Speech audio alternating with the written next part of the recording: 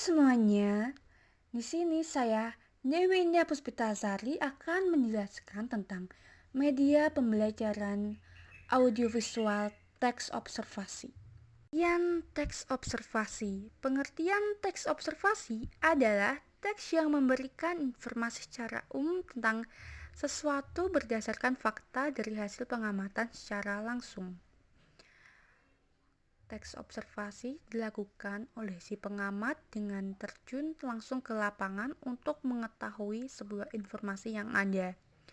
Informasi itu dapat meliputi objek tentang keadaan alam, keadaan lingkungan, hewan, tumbuhan, sosial, sebuah peristiwa, kesenian, kebudayaan, dan lain-lain. Kemudian, teks observasi bersifat informatif, komunikatif, dan objektif, yang artinya setiap informasi yang didapat harus disajikan atau ditulis secara objektif dan sesuai fakta yang sebenarnya, tidak dibuat-buat atau tidak menurut opini sang penulis, serta dapat dibuktikan kebenarannya. Ciri-ciri teks observasi. Pertama, ditulis secara lengkap dan sempurna. Yang kedua, bersifat objektif, global, dan universal. Yang ketiga, objek yang akan dibicarakan atau dibahas adalah objek tunggal. Yang keempat, ditulis berdasarkan fakta yang ditemukan selama kegiatan pengamatan dilakukan. Yang kelima, informasi dalam teks observasi dapat dibuktikan kebenarannya. Yang keenam, tidak mengandung unsur prediksi atau dugaan yang menyimpang atau bahkan tidak sesuai dengan objek pengamatan. Yang ketujuh, seringkali menunjukkan adanya hubungan berjenjang antara kelas dan subkelas yang terdapat pada objek pengamatan. Yang kedelapan, penulis hanya menuliskan fakta-fakta yang dijumpainya. Artinya, penulis tidak menambahkan opini tertentu. Yang kesembilan, menjelaskan sistem pengelompokan berdasarkan jenis-jenis dengan melihat diri atau keadaan objek secara umum. Yang ke-10, disajikan secara menarik baik dari segi pemilihan kata, bahasa, penyampaian, isi yang berbobot, dan alur penulisan yang logis. Kaidah kebahasaan teks observasi. Teks observasi mempunyai gaya bahasa penyampaian yang khas. Berikut beberapa kaidah penggunaan bahasa teks observasi. Pertama, menggunakan frasa nomina yang disertai dengan penjenis dan pendeskripsi. Yang kedua, menggunakan verba relasional yang berfungsi menjelaskan. Misalnya, ialah, merupakan, adalah, yaitu, digolongkan, dan lain-lain. Yang ketiga, menggunakan verba aktif alam untuk menjelaskan suatu perilaku, misalnya bertelur, membuat, menghasilkan, dan sebagainya. Yang keempat, menggunakan kata penghubung untuk menyatakan tambahan, menggunakan kata penghubung dan serta, perbedaan menggunakan kata penghubung berbeda dan dengan, persamaan menggunakan kata penghubung sebagaimana, dan pertentangan menggunakan kata penghubung sedangkan. Yang selanjutnya, teks observasi menggunakan kalimat simpleks dan kompleks. Kemudian selanjutnya, penggunaan kalimat yang bersifat definisi dan kalimat deskripsi. Yang ketujuh, menggunakan kata keilmuan atau teknis yang sesuai dengan bidang atau objek pengamatan, misalnya herbivora, degeneratif, mutualisme, simbiolisme, parasitisme, dan lain sebagainya. Struktur teks observasi. Teks observasi sendiri memiliki 3 bagian struktur. Pertama, bagian pernyataan umum. Bagian pernyataan umum berisi bagian yang memuat bagian pembukaan. Singkatnya, bagian pernyataan umum akan menjelaskan secara garis besar tentang objek yang akan diteliti atau diobservasi. Yang kedua, bagian deskripsi merupakan bagian dari teks observasi yang di dalamnya terdapat isi rincian, pembahasan, dan penjelasan mendetail terkait objek. Kemudian yang terakhir, bagian deskripsi manfaat merupakan bagian yang berisi fungsi atau manfaat dari objek pengamatan itu sendiri. Tujuan teks observasi. Teks observasi ditulis berdasarkan hasil kegiatan pengamatan atau observasi, yang artinya penyusunan teks ini pasti mempunyai tujuan tertentu. Seperti pertama, untuk melaporkan temuan suatu penelitian. Yang kedua, untuk menyajikan informasi terbaru suatu objek. Yang ketiga, untuk mengatasi suatu persoalan. Kemudian, untuk menemukan suatu teknik atau cara terbaru dalam suatu bidang tertentu berkaitan dengan objek. Yang kelima, untuk pertimbangan dalam mengambil suatu keputusan agar lebih efektif.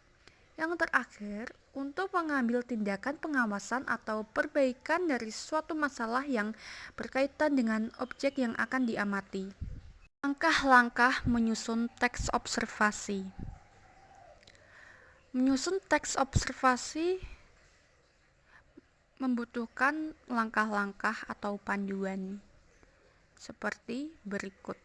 Pertama, tentukan objek observasi yang akan diamati.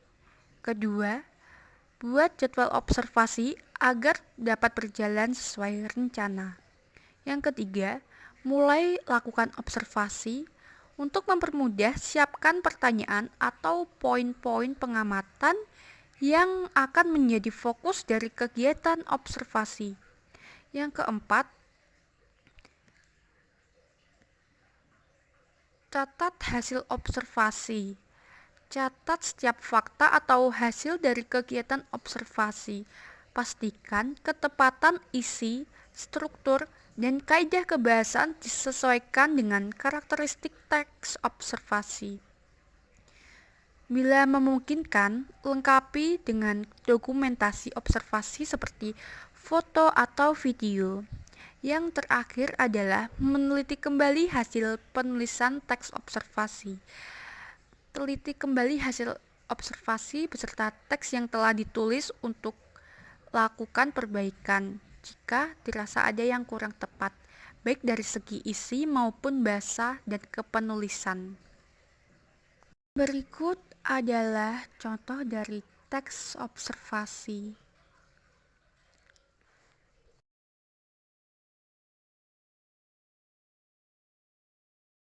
Assalamualaikum warahmatullahi wabarakatuh. Apa kabar semuanya anak-anak? Semoga kalian selalu sehat. Amin. Nah, di video kali ini Ibu akan menjelaskan cara membuat tugas tentang teks laporan hasil observasi hari ini. Hari ini Ibu akan observasi lidah buaya. Nah, langsung kita mulai aja ya observasi tentang lidah buayanya. Lidah buaya memiliki nama latin aloe vera atau aloe barbadensis milleniar. Lidah buaya adalah salah satu dari 10 tipe tanaman terlaris di dunia yang memiliki potensi untuk bisa dikembangkan sebagai tanaman obat dan juga bahan baku industri. Tanaman lidah buaya merupakan tanaman yang sering dijadikan tanaman hias. Lidah buaya mempunyai akar serabut dengan batang yang sangat pendek atau bahkan tidak terlihat karena tertutup oleh daun. Lidah buaya mempunyai daun dengan warna hijau segar, agak runcing berupa taji, tidak tipis, getas, pinggirnya bergerigi, permukaannya berbintik-bintik putih. Tumbuhan lidah buaya tumbuh dengan tinggi bervariasi, dapat mencapai 20 cm sampai 1 meter tergantung jenis lidah buaya yang ditanam. Adapun apabila penanaman lidah buaya dilakukan secara tepat dengan memperhatikan berbagai nutrisi yang dibutuhkan lidah buaya, maka tidak menutup kemungkinan dapat mencapai tinggi 30 cm ke atas. Lidah buaya banyak ditemukan di daerah beriklim tropis dan biasanya tumbuh pada tanah yang subur. Lidah buaya dapat hidup di tempat yang mempunyai suhu panas atau biasa ditanam di atas pot atau di pekarangan rumah untuk dijadikan tanaman hias. Lidah buaya tahan pada kekeringan karena di dalam daunnya banyak tersimpan cadangan air yang biasa digunakan pada saat kekurangan air. Di dalam daun lidah buaya terdapat jeli bening dengan tekstur kenyal yang berfungsi sebagai cadangan air pada musim kemarau. Jeli ini adalah bagian yang paling sering dimanfaatkan dari bagian tubuh lidah buaya. Untuk perawatan lidah buaya, hal yang dapat dilakukan adalah meletakkan tanaman lidah buaya pada tempat yang terkena hujan. Hal ini untuk memastikan agar lidah buaya memiliki asupan air yang cukup, sehingga tubuhnya tetap segar. Sedangkan, jika tanaman ini dibudidayakan pada musim kemarau, ada baiknya jika disiram setiap pagi dan sore untuk menghindari kekeringan pada daun akibat panas matahari berlebih dan untuk menjaga kesuburan daun. Meskipun tanaman lidah buaya dapat bertahan hidup di tempat yang kering dikarenakan daun menyimpan cadangan air untuk tetap bertahan hidup, tetapi tidak ada salahnya untuk tetap memperhatikan asupan air bagi lidah buaya. Berikan pupuk organik pada lidah buaya setiap setahun sekali untuk menghasilkan daun yang lebih panjang. Usahakan berikan pupuk alami seperti kotoran sapi atau kotoran kambing. Alasan pemberian pupuk organik seperti kotoran sapi dan kotoran kambing jauh lebih murah daripada pupuk anorganik. Sedangkan keduanya memiliki dampak yang hampir sama terhadap pertumbuhan lidah buaya.